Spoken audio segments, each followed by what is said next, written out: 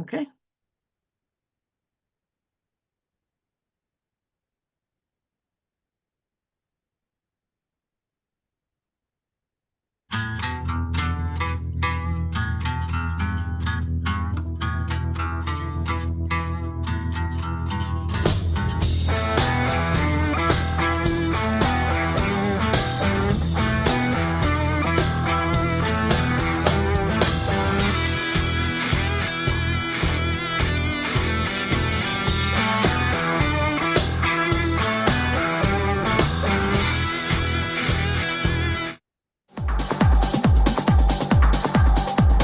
Busy, booked, exhausted.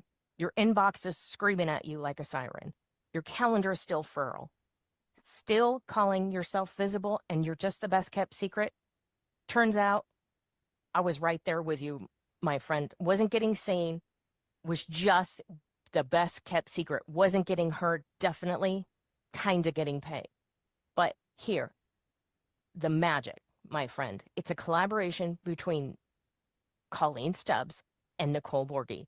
The Voice Lab on the school platform shows you how to use podcast spotlights, summit stages, and simplified, yeah, that's right, simple outreach systems so your visibility actually works. Get seen, get heard, join the free Voice Lab on the school platform, and you're going to get it all. Because if you're working this hard, someone else should know about it. Scan the QR code today.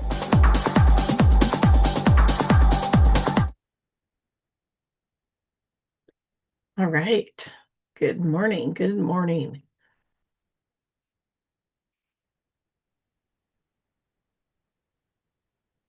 All right. Good morning. Good morning. Welcome to Monday Morning Business Foreplay.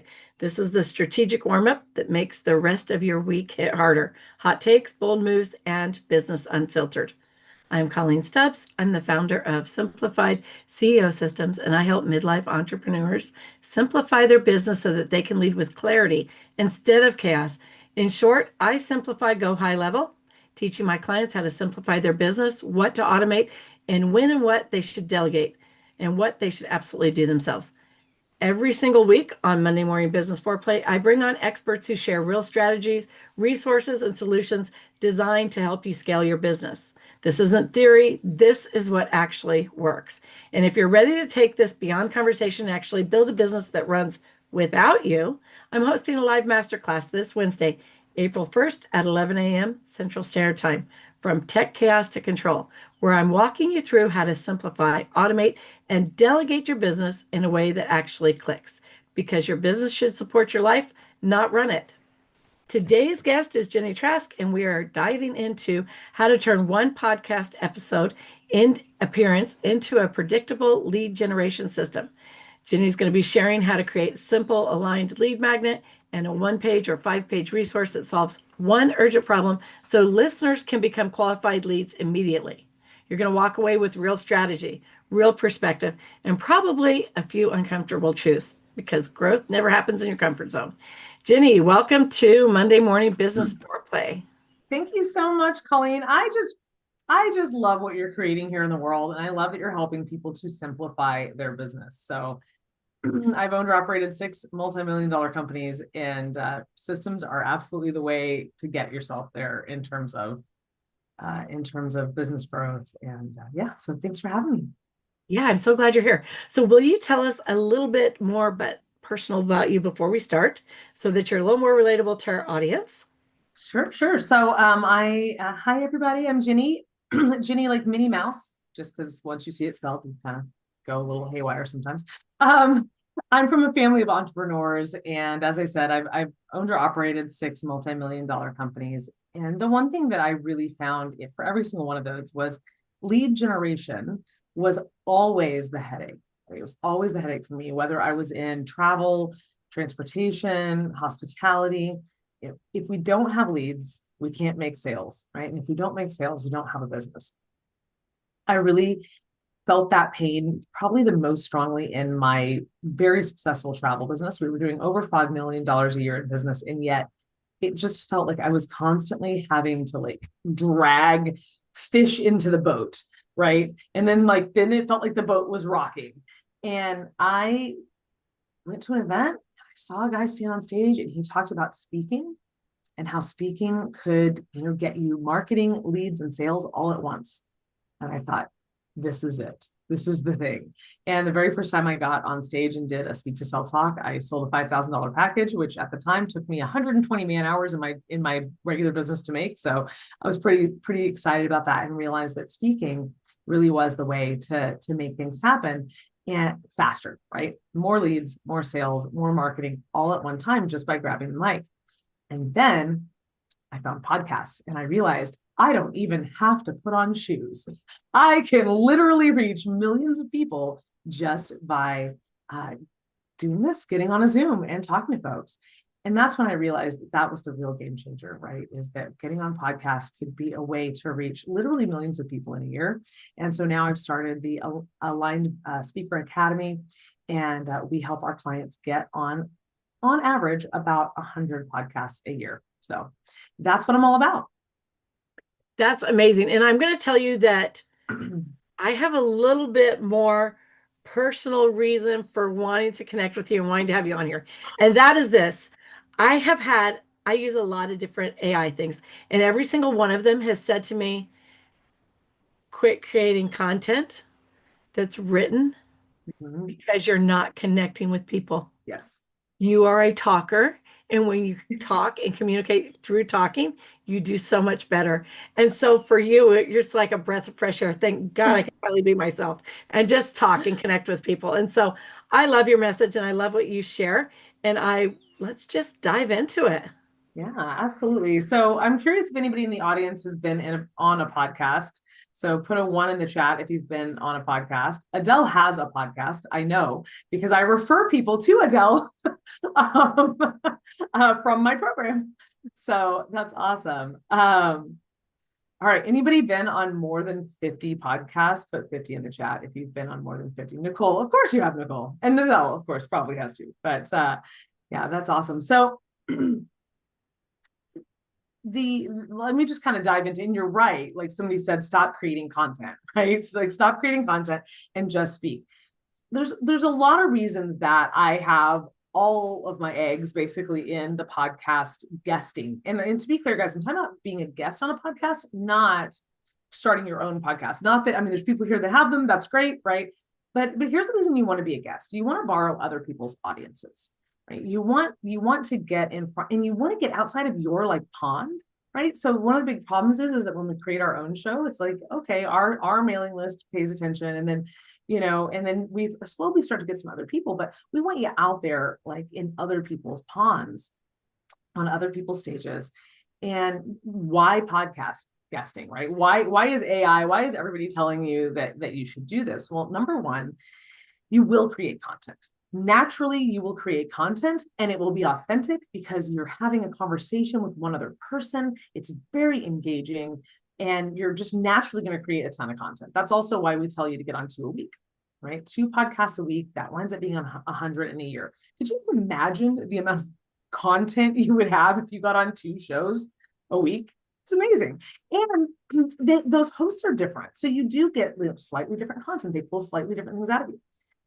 The second reason that I love podcasts is it's long form. In Facebook and all these places, we're constantly told shorter, right? Can you get it down to 15 seconds? You got to grab them in the first 3 seconds, like whatever it is. Podcast listeners are in this with you for the long haul. The average podcast listener listens for 25 minutes. Also, I don't know if anybody here runs ads. You can just like put your hand up in your screen if you run ads. Yeah, good, great. Couple problems with ads. One is the second that you stop spending, you turn off the faucet, right? You turn off the lead flow faucet. We don't want to do that. We want to have a lead flow faucet that's going to stay out there for a really long time. The second problem with ads is a lot of times the quality is not that great. Well, the average podcast listener listens for 25 minutes and makes over $75,000 US per year and has a 4-year degree. So in general, you are getting a little bit higher quality lead. And 68% of regular podcast listeners say that they have made a purchase off of a podcast. And a vast majority of them make purchases, like more than one purchase, from podcasts that they've listened to. So these folks are buyers, they're well-educated, they have income, and they are in it with you for 25 full minutes on average. That's a really, really big deal when it comes to, like you said, Coleen, getting to know you. And so that's why I'm so passionate about this. And then we're going to talk a little bit about what to do, right? Because it's great to have the content. It's great to be on the, on the podcast and get that content piece. It's also a wonderful SEO builder, right? What we want are these little sound bites that link back to us, because every podcast is going to link back to you. And it's fantastic for SEO and GEO. GEO is the AI search. So we've got all that going for us, but we want like cold hard leads in our deposited into our email subscription list, right? That's what we really want. So I'm going to pause for a second and see if you have any questions, Coleen, or anything you want me to highlight before I get into the actual lead generation part of it. Gosh, you know what? I love, and I was going to mention earlier, that you also refer guest speakers to my show. I appreciate you so much for that. The quality of people is amazing.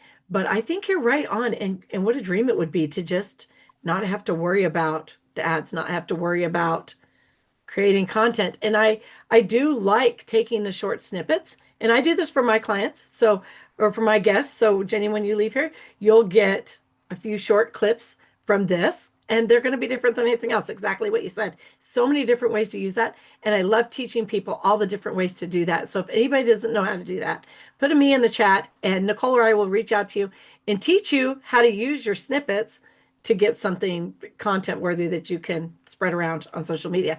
But does anybody else have any questions for Becky real quick? I see, or for Jenny. Becky does. That's what I meant to say. Go ahead, Miss Becky. So you're saying get on 50, excuse me, 2 to 3 a week. And where do you find all the podcasts, first of all? And should you just get on any podcast, or should it only be certain kinds? That's actually a great question. That's a great question. So Colleen's shaking her head no. I know, I saw that. So here's why we recommend 50 to 100. So I'll say this: your first 20 podcasts are just practice. Okay, so especially for those first 20, now you do want to be, the more aligned that you are with the host, typically the better conversations you have. The more you are aligned with the host, typically the more that you're aligned with the audience. There's a reason that my company is the Aligned Speaker Academy. Okay? There's a reason. But your first 20 podcasts are just practice, because what happens is the cream of your message rises to the top during those first 20 podcasts. So that's why I do actually encourage you to not overthink it too much for the first 20. Now, someone like Nicole, who's probably been on over 100 podcasts, hosted her own show for a really long time, right? Her message has risen to the top, but it's a natural process. Part of what's great about it is, with a podcast, as opposed to just what we call straight speaking, you can see the host react. You can see them be like, oh yeah, that was great. That helps you to refine your message. So that's the first part about the quantity. All of them should turn into SEO build, right? GEO build, because they're going to link back to you, as long as they have what's called an RSS feed, which most of them do. So in terms of being super picky, so in terms of being super picky, what I find, and it kind of naturally occurs, bigger podcasts tend to have waiting lists. So great news. Go and apply for some bigger podcasts. While you're waiting, do some smaller podcasts. And I will say, it's not really the size of the podcast that matters. What I say matters is the alignment with Nicole's like, it's not the size of the podcast, it's what you do with it. Here's why. I mean, this is Monday Morning Business Foreplay after all. Let's talk about podcast size, ladies and gentlemen. No, but because if any of you have ever spoken in person, you know that sometimes a smaller room is a more highly converting room. I spoke on a podcast that kind of a setup similar to this. There were about probably 15 people in the room. I made like 3 sales within a week from it, because it was very aligned and I could really jive with the people. So so when you're doing this, I don't want you guys to focus on the size. I want you to focus on the alignment with, with your messaging, with who you are. Do you think you would have a good conversation with this person? Those are the things to think about, because a smaller room is sometimes a more highly converting room. And we're going to talk about what you need to have to get when you get on that podcast, so that if people do want to hop in with you and take that next step with you, they can. That's more important than the size of the podcast. And so I wanted to be clear, because a lot of times people ask, like, does it matter what kind? Most people are in the back of their mind thinking about the size of the podcast. And for me, there's so many other benefits to it that I don't really focus on that part. Now, in terms of where to find them, there's some good places to find podcasts. So Need a Guest on Facebook is a good one. Need a Guest on Facebook. Speakers Playhouse is where we all met. Coleen and Nicole and Adele, we all met on Speakers Playhouse. That's every Thursday. It's a completely free networking event. And then there's a Need a Guest, Be a Guest. So there's the Need a Guest Facebook, and then there's another podcast. It's like Podcasters on Facebook. It's like hashtag Need a Guest, Be a Guest, something like that. That's a pretty good one as well. I've been finding a lot of opportunities there. And yeah, those are probably the top. Podmatch and Talks.co. So Podmatch and Talks.co both have paid versions as well, where you can get matches. I personally don't love the way that they match up necessarily. I think they're a little too choosy sometimes. And so you miss out on opportunities. Like, so for example, in my program, we introduce you to 2 shows a week. I kind of help decide the alignment, but I have had clients come to me and be like, I do not know why you recommended me to this show. And I'm like, let me tell you why. And then I explain them and they're like, oh, makes total sense, right?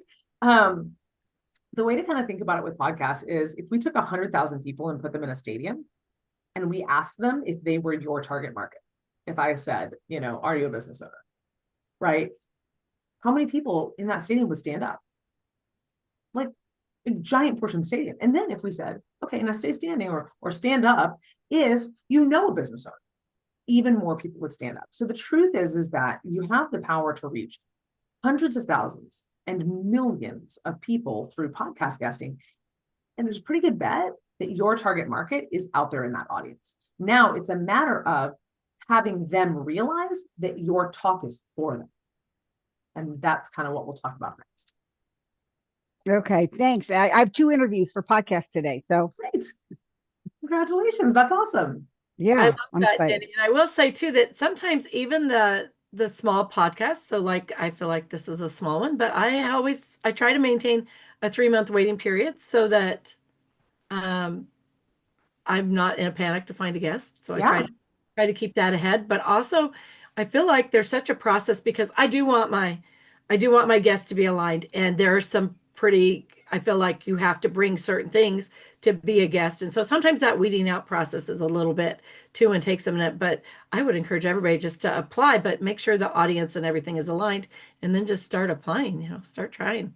Yeah, that's the name of the game. So in the other thing we do in my program is we actually show people how to do the searches. So they're not just relying on R2, because we actually really want you to do, if you could be aiming for 3, you'll get 2, right?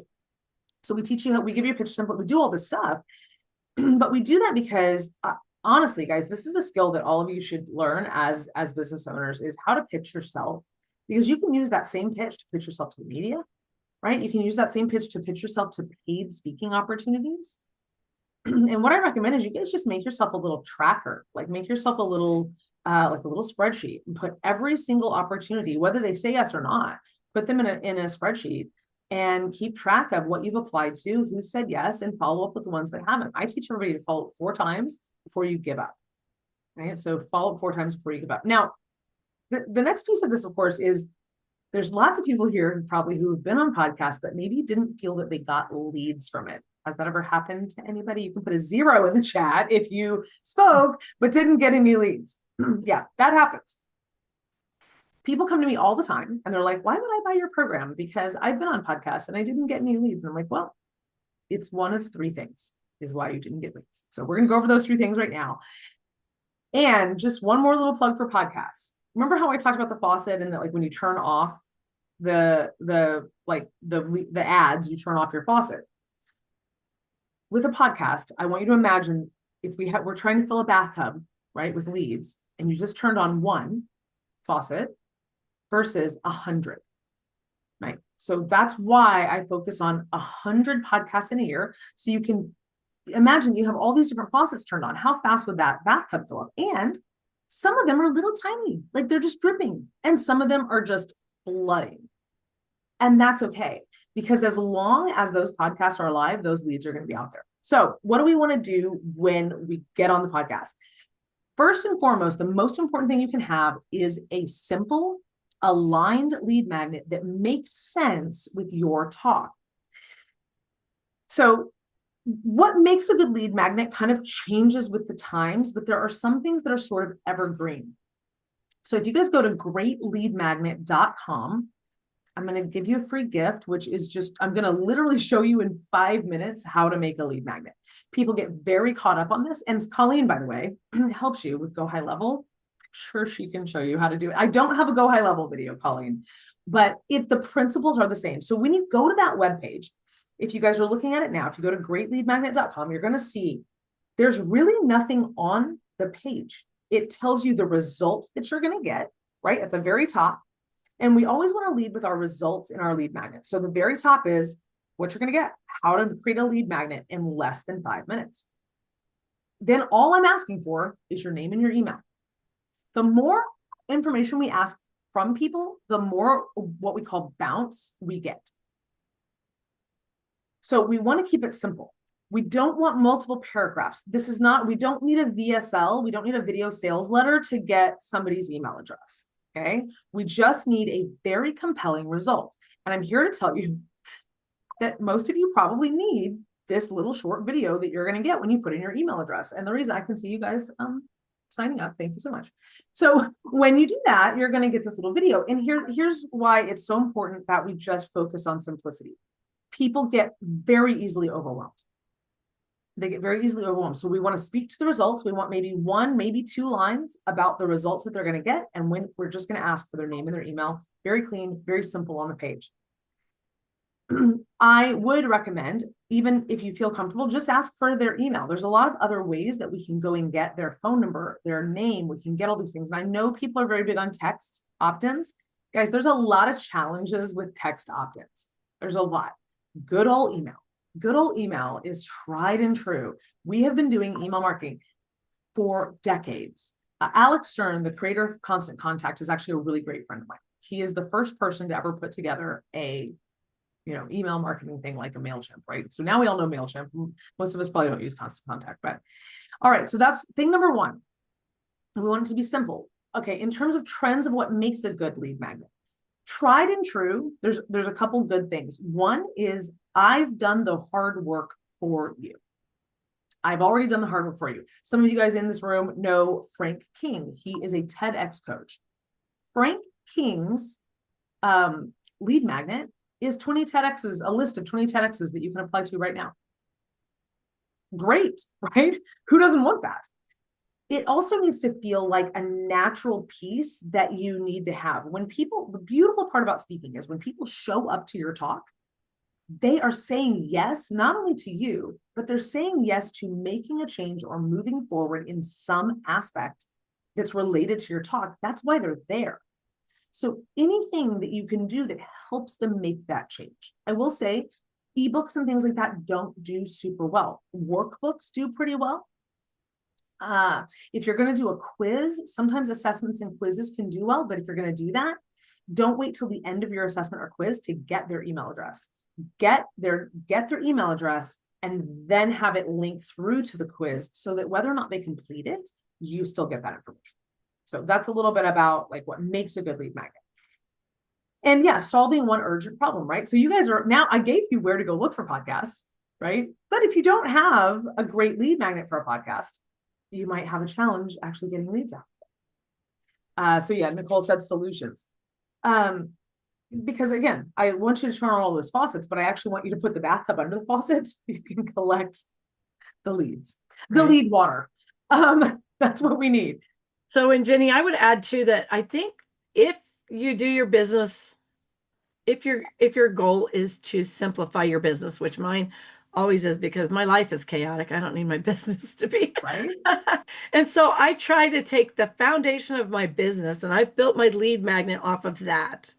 And it is a simple checklist. It's a checklist that teaches you how to simplify, what should be automated and what should be delegated and when and to whom. And so it's a simple checklist. But the thing is that's the basis for like my masterclass. It's a basis for my content. It's the basis for my podcast. It's the thing that I teach all the time. And so even though it might be 2 pages, but whatever it is, it's just a short checklist. Yeah. But it's simple and it's so relevant to what I teach. And so I think that's hugely key, is to make sure that it is strategically tied into the foundation of your business so that it is evergreen. It will always work for you, meaning that if you come on my podcast and I share your lead magnet, and then somebody rewatches the podcast in a year and your lead magnet is still there, they can still actively use that and participate that way. And so when you do things that are a little more scattered, or maybe they're off this branch of your business or off that branch, then they don't necessarily stay evergreen and they're not pertinent to the main message you have. And that's huge. Just make sure it's your foundation. Yeah, absolutely. Because it is, right? Podcasts. I mean, guys, there's podcast. I have a client that got a $300,000 sale off of a podcast that he recorded 3 years ago. 3 years ago, and he just got a client off of it. You know, I have another client that just got 2 back-to-back sales off of a podcast she recorded like 6 or 8 months ago. So yeah, you do definitely want it to be evergreen. Thank you for chiming in on that, Coleen, because it is important, because the podcasts are evergreen.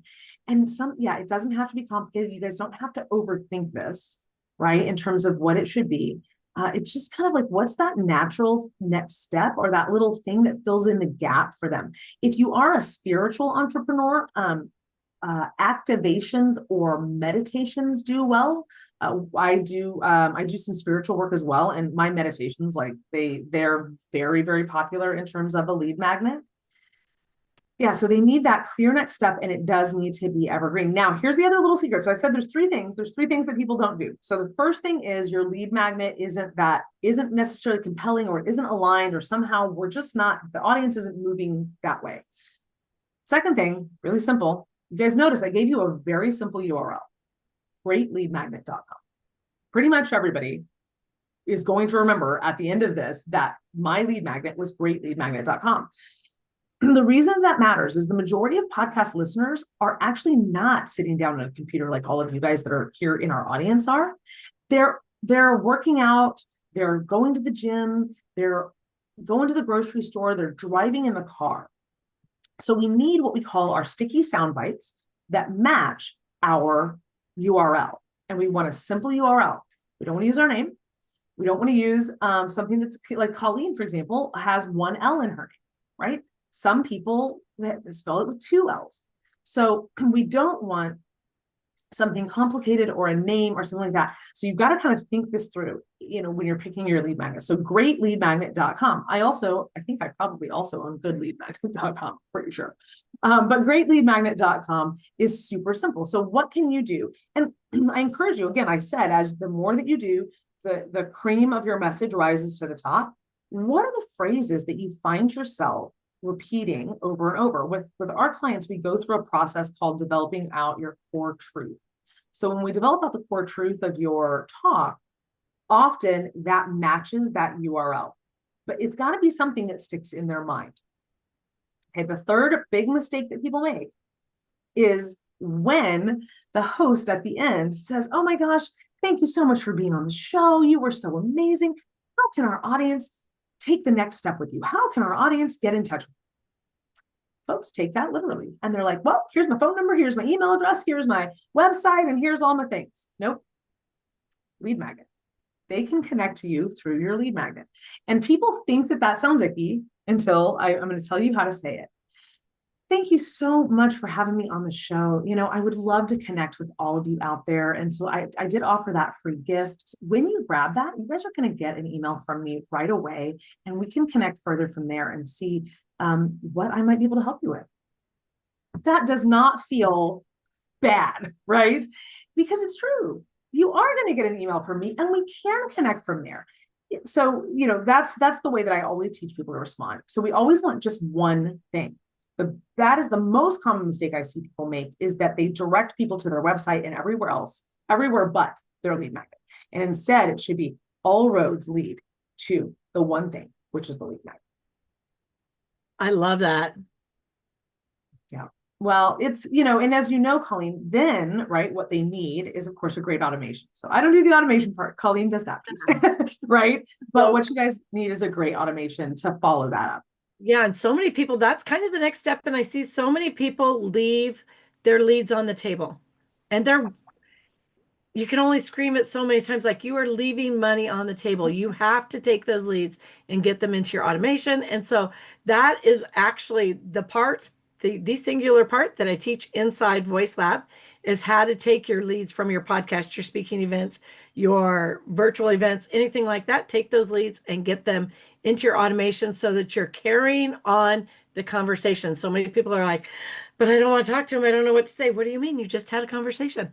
You did. On the conversation. Exactly. I want to hear from you. They do. Chatting. And so you do that. You just keep chatting with them. And once you've come from a podcast, especially one that's like this, that's interactive, where we open the floor up for questions, then you also have questions you can add in your automation and answer. You can say, hey, this came up, and you can answer that again in your email automation for all the guests. You can ask what resonated with them. You can ask if they have more questions. You can explain your lead magnet or walk them through it. There's so many things to do that you can just carry that conversation on. So important. Yeah, I think people do. I think they get lost in the what to do next. And you hit the nail on the head, because you said they want to hear from you. That is 1000% true, guys. We all know what's going to happen when we put our email address in. They're going to email us. Yeah. If we didn't want that, we wouldn't have put our email address in. And they can always unsubscribe. But the statistics are, in general, 30% will buy right away. Within 30 days, you're going to get 30% of people that are going to buy right away. Then you'll have another 20% will buy over the course of like the next 90. And then everyone else will trickle in over time. But only if you are continuing that thread of energy. So if somebody comes, so imagine that you've listened to a song that you love, and you're like, oh my God, I love this person's voice. I love this song, and I want more of them. And then you go out and you search, and there is nothing more. This is it. That's what happens when they only get one email from you at the end, after getting the lead magnet. They came to this talk to solve a problem. You gave them a piece of it, and they've connected with you enough to give you their email. If you don't continue to communicate with them, you have messed up, not them. They didn't do it. They did their part. They reached out and they gave you the only thing that they can give you to connect with them. If you don't continue that connection, that's on you. And you're kind of depriving them of you're depriving them of moving forward, because they came to you to move forward.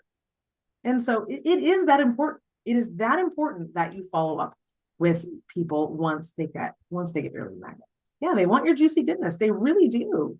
And so if you don't contact them because you're afraid of bothering them, right? Right. What are the big things you find, Coleen? People are afraid of bothering them. Or they don't respond in a timely manner. I do my due diligence. Like, if you don't get back to me for a month, I will go search you out and find out who you are, because honest to God, I've forgotten already. But if you respond quickly, and I don't mean in minutes, I mean within 24 hours. So you have time to go in and edit your automation a little bit to be more inclusive of what was actually spoken about in the podcast. Because honestly, sometimes we go into a podcast thinking this is a topic and this is what we're going to speak on, and then somebody comes in sideways with a question and it turns a little bit. And so you can go in, you have time to go in and edit that and personalize it a little bit more, and then let the automation begin. But it's got to be a timely thing. Also, when you respond quickly, it shows that you're in control, that you are the expert in your business. You are behaving as a CEO. In order to be a successful CEO, you have to actually act like one. And so when you start doing that, it builds the habit and people expect to hear from you. When they don't hear from you, they forget. And I don't think everybody does their due diligence. I think if you wait 6 weeks, wait 4 weeks before you respond, I think people have forgotten who you are. Oh, absolutely. Yeah, absolutely. You want to stay top of mind. And I really, I worked with a company for quite a while that they did what's called daily email.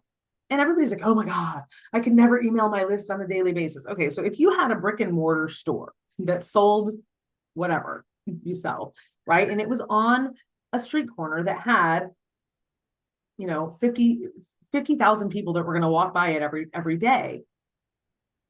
And you only opened once a week or once a month. Anyone would tell you that if you wanted more business, you should open more often. And if you think about this, so our friend Kimberly Crow, Coleen and Nicole and Adele all know Kimberly. She has a mailing list of about 60,000. She emails them every single day, sometimes more than once a day. She has like a 56% open. No one's bothered, right? If we don't like it, we just delete. They'll just delete it. And there are people that unsubscribe, right? She's probably had 20,000 people unsubscribe. Yeah. But if you notice though, for all of us that really want to buy something, we don't take ourselves off the list. If it's something that we really connected with that person, we don't take ourselves off the list because we want the thing. Have any of you guys ever, we don't all just buy things instantly, right? We plan it out in our mind sometimes. We think, okay, I really want to do that. And maybe it's not this month that I'm going to do it. Maybe it's next month or the month after. And so I want to stay on this person's list because I want to remember them. I want to remember that I want to do this. And so I'm going to stay subscribed. And so you'll continue to get those emails. And then when the time is right, you'll act. But, I can't tell you how many times people get like they're 3 feet from gold, but they stop digging, right? Right. They stop emailing because somebody didn't respond right away, or someone isn't opening their emails, but they may be seeing them and filing it away that in their mind, I'm going to work with that person. It's just not now. I had a client, in this company that I was advising, their average client received 120 emails from them because they did daily email before they bought. And I asked a couple of the clients that I worked with, and one guy, he received 65 emails before he got on a call to make a sale. Another guy got I think it was 78 emails before he, got on and made a sale. But they weren't quite ready yet, or they just needed the consistency. Guys, I'm one of those people. I've owned many multi-million-dollar companies. I normally have an accountant that pays for things for me. I'm the same way. If you send me an invoice, you better hound me about that invoice, because I'm used to just sending it off to accounting and having them pay it. It doesn't mean I don't want the thing. I do want the thing. Just busy. And yeah, and I think part of the key to that is to make sure that you absolutely deliver great value in your lead magnet or whatever gets them in, because sometimes I stay on email list because the value was so great. Yes. And I'm waiting for something else that's going to resonate and tick the next box. And so I stay on these just for that. And then back to the brick and mortar. So I'm not going to say I'm the brick and mortar queen here, but 8 brick and mortar businesses later, I will say that my last brick and mortar business was in a small town of maybe 2,000 people in that town. I don't know. But in order to draw attention to my business, every single day, I rolled my 7-foot chicken out to the street. You can't even make this up, right? Like, this is Chicken Lips Boutique, LIPZ. And so every single day I roll my little gold and black chicken that's 7 foot tall out to the street, and I chain it to the post on the sidewalk. And then I attach gold glitter balloons to it. Why do I do that? To draw attention to the fact that I'm open, because it's a small town and not everybody's open, but I want people to see that. And so every single day that we're open, you can tell from far away that we're open and make your way down the sidewalk to us, right? And then I also had dream catchers, nightly rentals. And so I would attract clients that were looking usually at dusk. And so I had a sign by the street that was all lit up and had beautiful flowers on it. And it just looked warm and inviting. Always had the porch lights on all of my homes so that it looked like somewhere people wanted to go, right? And so that is so important, to make sure that your lights are on, to make sure your chicken's at the street, right? All of those things that are going to draw attention to you. Oh, I think we kicked Ginny out. We just added her. There she is. Are you back, Ginny? There she is. I'm back. I'm on two. Okay, hold on. In progress. I let you in on both of your things. So as I was saying, Jenny, you probably missed is that I had my I would drag my chicken out to the street, 7-foot chicken that my husband brought back from North Dakota in the back of his truck. So I just imagine the chaos, right? Attach my gold glitter balloons to it so everybody from blocks away could tell that I'm open. That's the idea. You want to bring attention to yourself. My nightly rentals at Dreamcatchers. We had 5 of them, and I had a beautiful sign out front that was lit up at night, had all the flowers, looked like a home you'd want to hang out in, had the porch lights on. Why do we do this? Leaving the porch lights on is the same thing as sending the email. It's letting people know that you're open, that you're welcoming people to come in and do business. And so it's so important to make sure that your chicken's at the street or whatever that looks like for your business. You know? And people get really caught up in what to send via email, right? And I'll just say this, you talk about a simple business, Coleen. So Angel Tussey, really good friend of mine, founder of 90 Day Author, also Media Firestorm. They would send emails every day.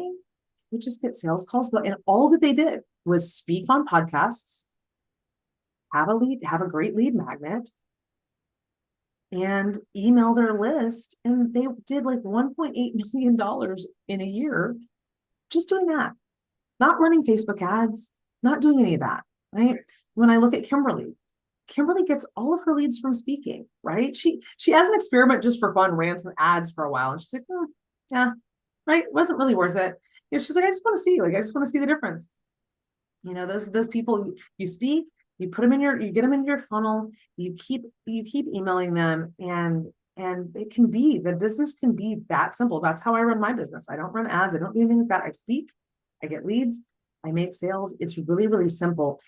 And with the email piece, it doesn't have to be, guys, you guys don't have to write these big, deep value emails all the time. You can just talk about your life and something that it relates to business. I love that, Jenny. And I'll tell you that I send my newsletter each week starts with a section called A View from Inside. And so it's always a farm lesson I learned because I'm very much a farm girl. It's always a farm lesson I learned. And then maybe it says, I wonder how the farmers relate to this. This is how this situation, and I relate my business and my farm life, always tie them back together, whether it's delivering sheep or growing a crop or not being prepared for a storm or an onslaught of customers, whatever that looks like. I'm always just comparing the two. But a couple of the fun emails that I love getting, my friend Billy Salmon sends them out on a regular basis saying, if you meet anybody this week, you need to meet this person. And he promotes somebody that he met that week that just really resonated with him. And I always read those because I'm such a people watcher and I want to know all about the people, right? So I always read those. And then other ones where they have an entire business model, and then a couple times a week, they send a tip that is pertinent to their business. It's just a tip. Literally, it take you 10 seconds to read it, but it's just a tip and something to think about, whether it's a quote or a different way to do things or a different way to see things, but just some sort of tip like that. I love those. And so they're super simple and easy. Absolutely. Yeah, this does not have to be something that you guys labor over, right? The business model can really be this simple. Speak at least twice a week. Get on 2 stages a week. Get leads when you do that. Email those leads at least 3 times a week. And like Coleen said, one can be a meet this person, one can be a tip, and one can be a story that relates something that happened in your life to the way that you interact with clients or the way that you conduct business or the breakthroughs that happen. That's 3 emails. That's really simple. That's a really simple way to run your business. And I will say, for me, if anybody is out there and they're kind of struggling to make enough sales, the fastest, easiest, and best thing to do is to go ahead and sell whatever your higher ticket option is, than to focus at that stage on selling a whole bunch of like $47 products, right? Go ahead and swing for the fences a little bit. Let's get some sales calls on the calendar for that more high price thing. And then from there, once we've got some good revenue coming in, then we can focus more on the low hanging fruit. And that's, it's different advice than you get from some of the marketing gurus out there. But the fastest path to getting money into your business bank account is to go ahead and even if you have a small amount of contacts, even if you've only got 300 people on your list or 1,000 people on your list, if you could make 10 sales, right, of your higher ticket program to those people, and the numbers can definitely work out that way, right? If you had 300 people, right? If you did a 10% conversion, right, that would be 30 people that you could book a sales call with. And out of that, if you're, the founder of a business, most founders convert at least 20%, some convert higher. So this is simple stuff. But the biggest thing is getting the lead flow in the door. So you want to have a great lead magnet. You want it to be something that is that natural next step. And you want to be sure that when you are speaking, all roads lead to that lead magnet. Now, there are other little mechanisms that we can pull along the way. I have a talk formula that I do teach, to make sure that we are moving the audience forward, that you're always giving them value, and that value does tie into the action that you're asking them to take at the end. So for anybody that does get the lead magnet today, I will respond to you, because like Coleen said, I actually personally respond. So when people download my lead magnet, I send them an email, like a personal email. I literally do. I write back. I'm like, hey, thanks so much for downloading my lead magnet. And like I can do that. I have plenty of time to do that. My business is very simple. To Colleen's point, I can write an email to somebody who got my lead magnet. So for everyone here who's here physically with us right now, that's watching this and getting that lead magnet at greatleadmagnet.com, I'll also send you that formula for the Align Speak to Sell formula, just to make sure that your talk is moving folks along towards actually taking action with you. Oh, Nicole, great minds think alike. We both put magnet in at the same exact time. That's awesome. That's great. So this has been amazing, Jenny. I am so glad that I attended. I don't know where else I would be, but I'm so glad I chose to be here with you, because I always feel like you're just pouring into us. And I took notes. I picked up tips, and I'm excited to continue my relationship with you, to grab your lead magnet. And I want to know if anybody in the audience has something specific in your business right now that you want to ask a question about that is pertaining to what Jenny is talking about. If you do, please throw your hand up and let's get those questions in. Go ahead, Becky. I'm not shy. Yeah. I just wanted to say I really am glad I came, because I've heard over and over from several people that you don't make money on podcasts, that they're just, you just put in time, you just get your face out there, blah, blah, blah. I don't have time to sit around and look pretty, because I'm number one, I'm way too old for that stuff. I want to go where I'm going to have do revenue producing, activities. And so I was holding back on that part. But after listening to this, I'm like, I have a plan, because I already have the lead magnet. I already have the stuff to do the thing, the workflow set up. I'm ready to rock and roll. So I'm going after it. I thank you. That just really, I'm glad I was here today. Thanks, Coleen. Yeah, you're welcome, Becky. I would say that you should grab the replay link and share it with people who are naysayers next time, right? Just yeah.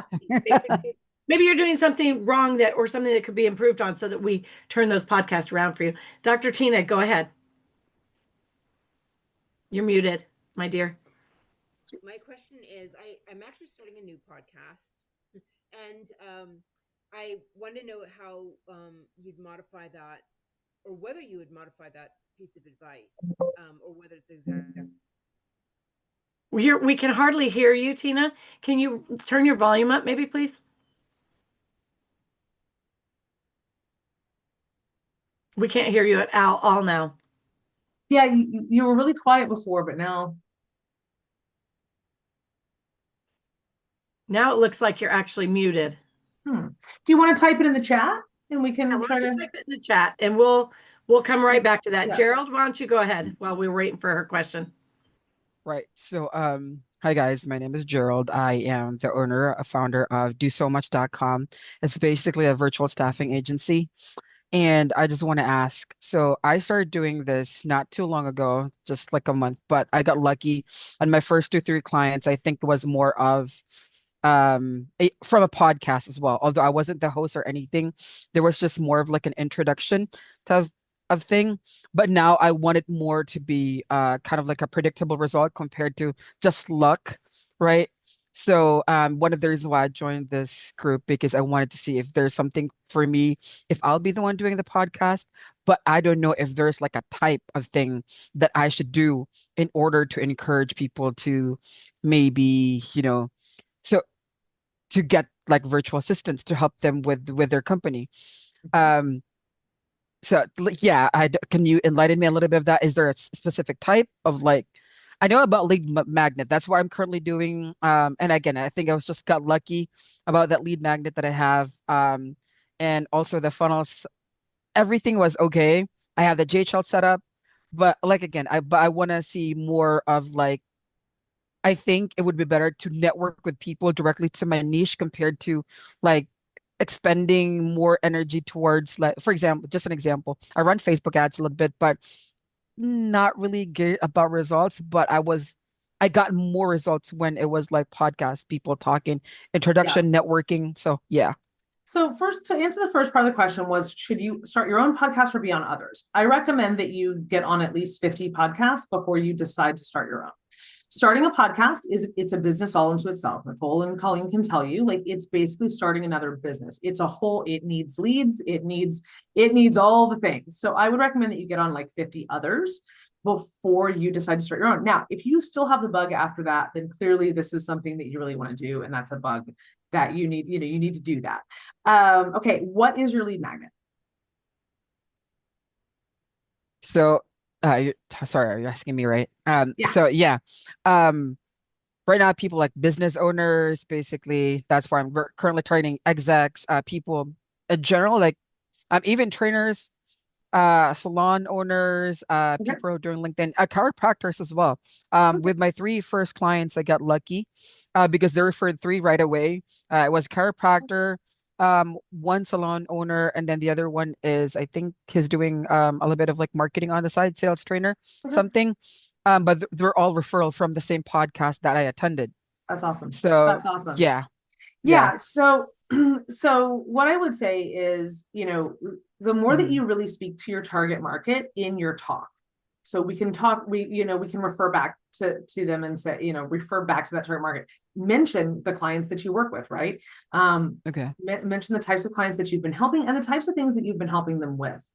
And then you want to be sure that whatever that lead magnet that you give is, that it's filling some sort of gap for them. So for example, it could be, what are the top interview questions that they should ask a virtual assistant before they hire them, right? Or if they're going to work with a company, what are the top 5 questions they should ask that company, right?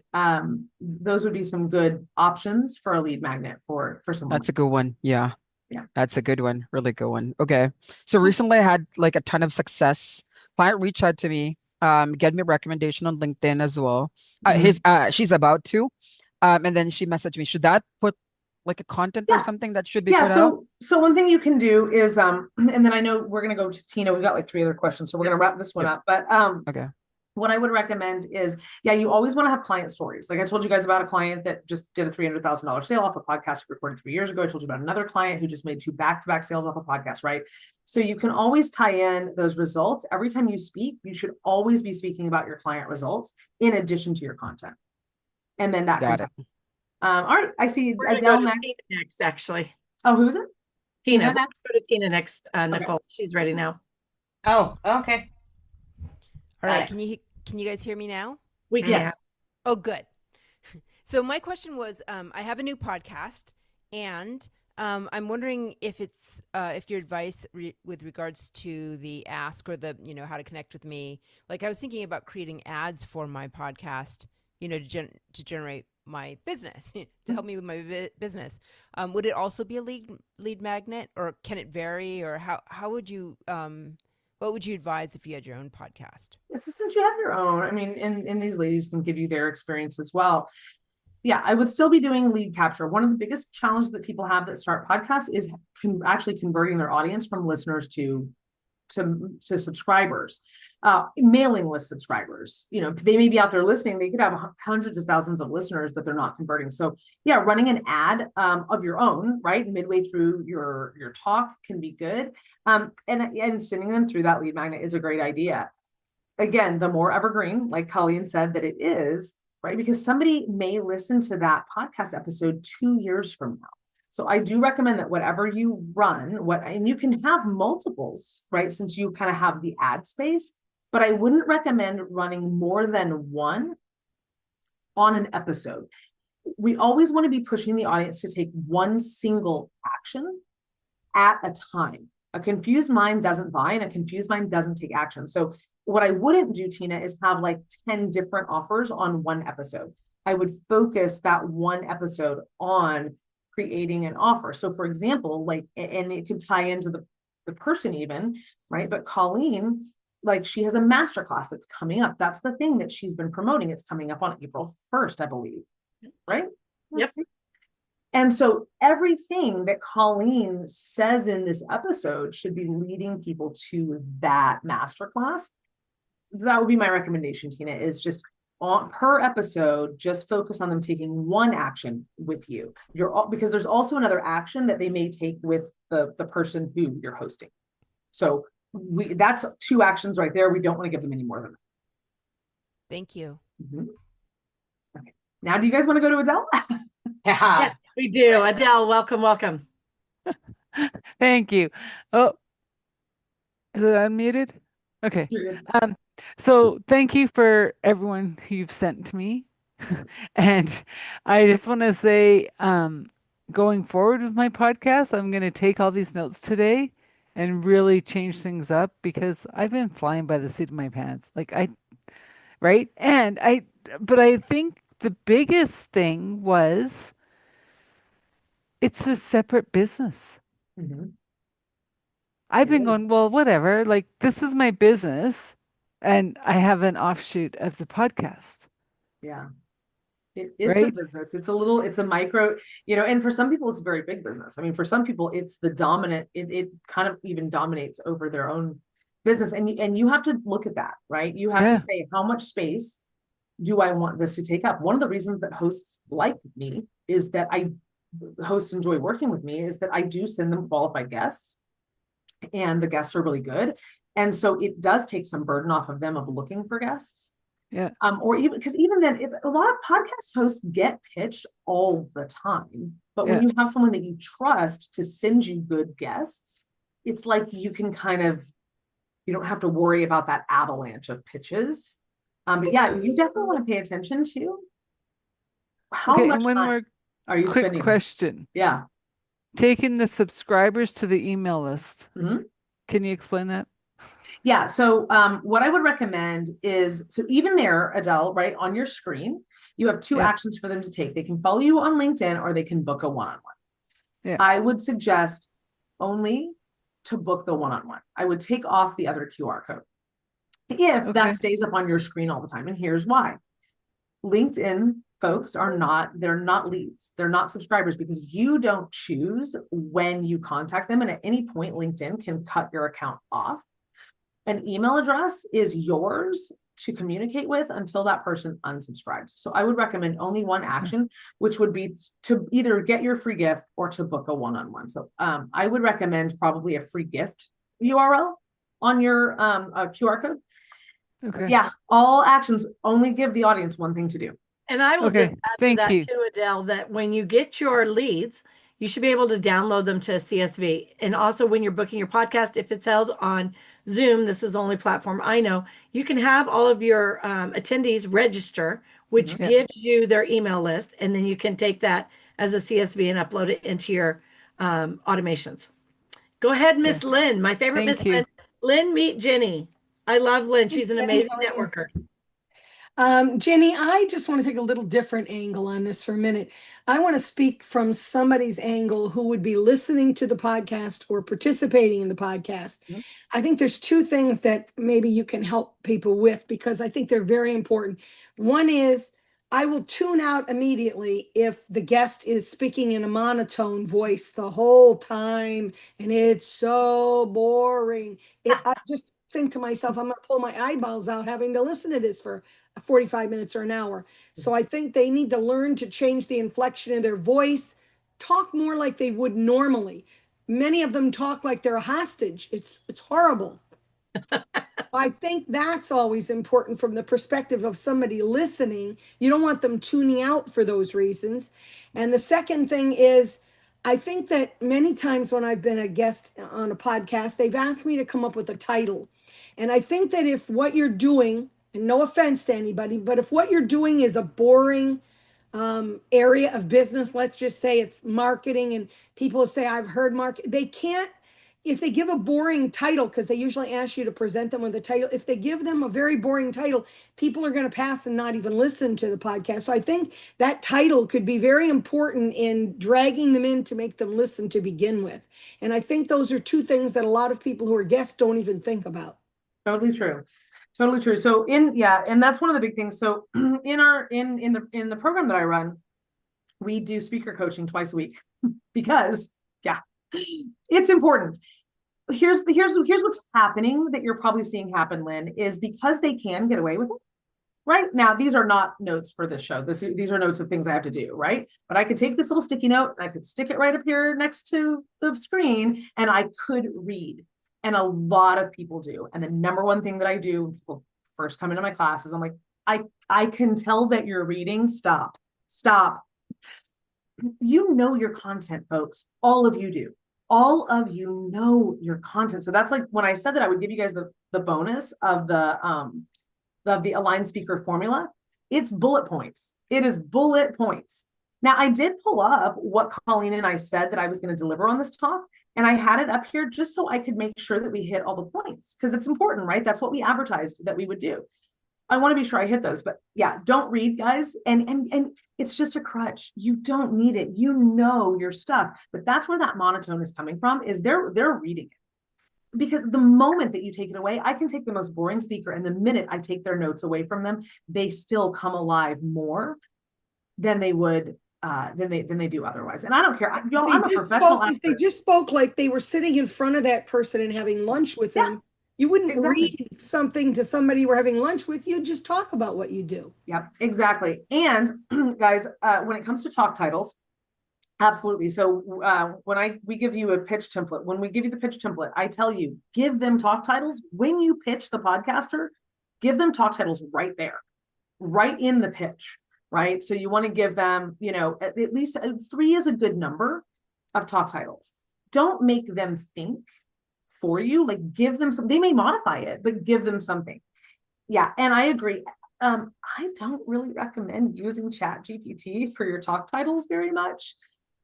They all sound the same. Please, at the moment anyway, I'm not saying you can't use the word leverage, but the word leverage, for example, is overused at the moment. Every ChatGPT in the world is using the word leverage in the talk title. So what we want to do in our talk title is we want to speak to the results that the audience is going to get. One of my most popular titles is How to Create Lifetime Lead Flow by Getting on Podcasts. Right? Very simple. That is literally what we're talking about here. And it's a results driven. So I recommend that you, in your talk title, you speak to the results and you really are clear, not clever. We want the people to know what the heck they're getting on to learn. And if you are too clever, sometimes it's like, I don't even know what this is about. And it sounds like a gotcha. Sometimes they sound like a gotcha, right? It's like 10 things that every business owner needs to know. In what capacity? Right? Maybe I already know the things. Can you give me something more? Right. So yeah, I always recommend the results. Gina, I have a girl who has a podcast and she owns a cleaning business. And that could be a very boring thing. Be the same stuff all the time. But her podcast is called Talk Dirty to Me. That already has people wanting to listen. And her title on one of them is the best I ever heard in my whole life. I would tune in just to hear this. She said, I don't care how big or small it is. I want to know when was the last time you cleaned it. Everybody's going to tune into that to figure out what's going on. That's what I'm saying. I think if the title is catchy enough, people will tune in. Yeah. And she's very clever about that. And that's why I think, 20 ways I can help your business grow. Who cares? We've all heard that before. But this is so clever. Yeah. Right. Yeah, all right, Ms. Gini, this has been amazing. If today's conversation helped you, see things differently, make one clearer decision, or take a meaningful step forward in how you handle podcast, then it's done its job, because clarity creates momentum and momentum beats motivation every time. So thank you, Gini, so much, so much for joining us today. And we're going to skip the questions, the surprise questions I always ask, because we're out of time. But guess what that means? That means you get to come back and do this again sometime. And obviously the audience loved it. Everybody, let's give Gini a big thank you and send her some love. And Gini, did you get your lead magnet dropped? We did drop the greatleadmagnet.com.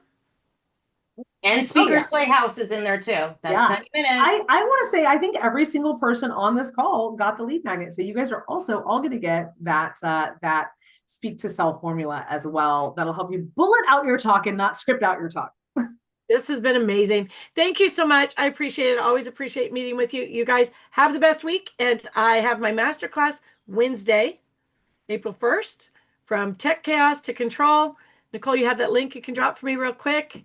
I am dropping it now for you. Simplify, automate, and delegate inside your business so you can build a business that virtually runs without you. And other than that, we'll see you back next Monday. Thank you. Gini. Thank you, Coleen. Thank you guys for having me. Appreciate it.